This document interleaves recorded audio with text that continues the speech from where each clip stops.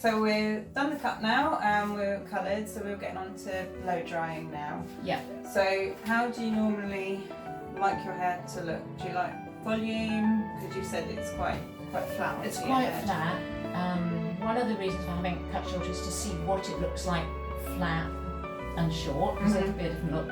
But ideally, having a bit of lift at the roots, really, especially around the front. Okay. So how would you suggest I go about it at home? What I would probably say, a great thing to use is product for any sort of root lift at all, any sort of movement. You're not going to get it just by blow drying. You will need something on the hair. Oh right, okay. And I know necessarily with finer hair, you kind of put off by using anything because it can go sticky, it can weigh it down. Weigh it down. So what I would say is use something with a root lift in it. Not necessarily a mousse, because a mousse can go quite crunchy on the hair. Yeah. And the mousse generally will make it the fullness here, whereas you want it at the root. So you can get a root lift spray, which I'll use on you today, and you just section it off and spritz it onto your root and then comb it through. So it will still elevate the ends, but it will be more so on the root where you'll get the lift and texture. So you spray the root lift underneath on sections of the hair. So how thick would a section be? Could you just show me? It's totally up to you, really. I mean, because your type of hair, you could go quite thick with the sections because you don't want to necessarily put too much product on the hair. So I would say a centimetre. Yeah. Okay. Yeah, and just work through it. But then because you're combing the product through, it's going to cover all the hair anyway. Okay. So just spray it on at the roots. Yes. And then comb through. And then comb through. Okay. Now, what some people do find quite useful is if they tip their head upside down and blast the root dry. Right. So then when you tip your head back up, you're left with all this volume. Yeah. So for you to do your hair at home, you're probably best off doing that and then styling it with a brush or a hot air styler afterwards to give you that kind of polished finish look. Yeah. But because you've blasted the roots dry, you've got that lift there automatically, rather than trying to spend all that time with your brush and with your hairdryer and doing what I would do, because you just can't physically. Well, I can't do it at the back. No. I can do it at the front. I've tried that turning upside down thing, and it looks a bit odd when you go back.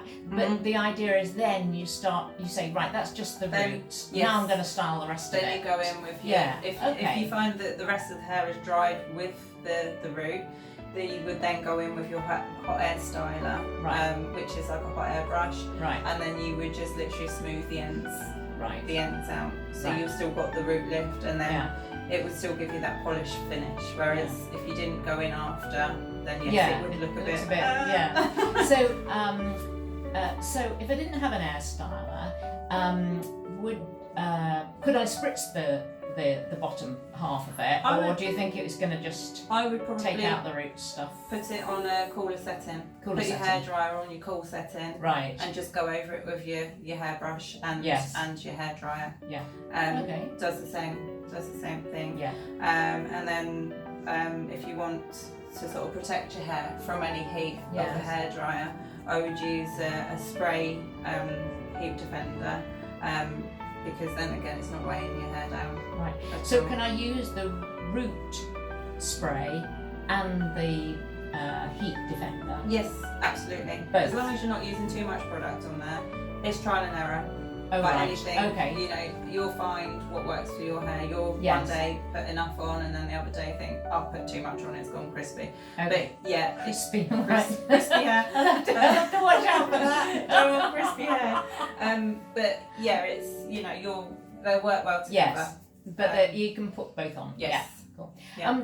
If I was washing it at home then, and I was going to put those two products on, would I use a conditioner after I've shampooed, or have I kind of taken the place of a conditioner with those things? So with your hair, you can do one of two things, because again, it's fine that you've got a lot of it.